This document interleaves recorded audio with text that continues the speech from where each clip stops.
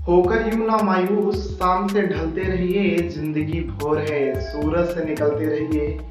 एक ही पाँव पे ठहरोगे, थक जाओगे जनाब, धीरे धीरे ही सही पर रास्ते पर चलते रहिए, रास्ते पर चलते रहिए।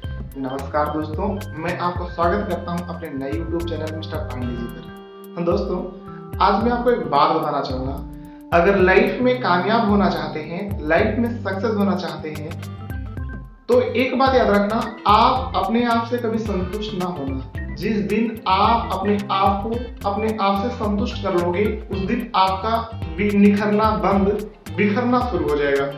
दोस्तों, इस बात को मैं एक कहानी के माध्यम से मैं आपको समझा। एक मूर्तिकार था, उसका एक बेटा था। उसका सपना यह था कि मेरा बेटा मुझसे भी अच्छा मूर्तिकार बने।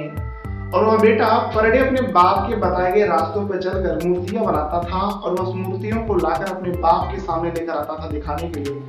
तो बाप उसके हर एक मूर्तियों में कोई न कोई कमियां निकाल देता था और ऐसे धीरे धीरे चलता गया। एक दिन ऐसा आया, वह बहुत अच्छा मूर्तियां बनाना शुरू हुआ।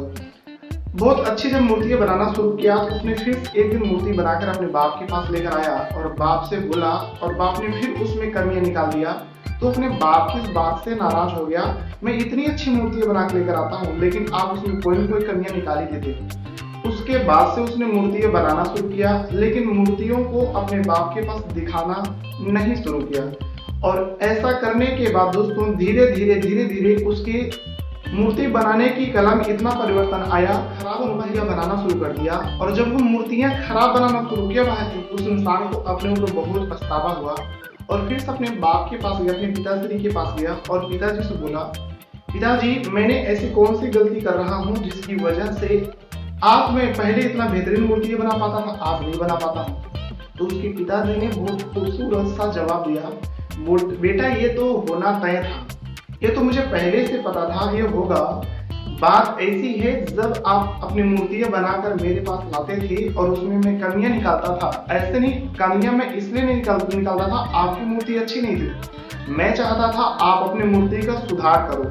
लेकिन जब आप इस बात से संतुष्ट हो गए, मैं अच्छी मूर्तियां बनाता हूँ, और तब से आपने अपने आप को निखारना बंद कर दिया, मेरे पास आना बंद हो गया, जिसकी वजह से आपकी मूर्तियां नहीं आए। तब से आपकी मूर्तियों में अपने आप को सुधार नहीं किया, क्योंकि आपको ऐसा लगा मैं बहुत बेहतरीन मूर्तियां बनाता हूं, और जिसकी वजह से आपकी मूर्ति बनाने की कला में कोई परिवर्तन नहीं आया, पहले से बदतर हो गई, पहले से भी खराब हो गई।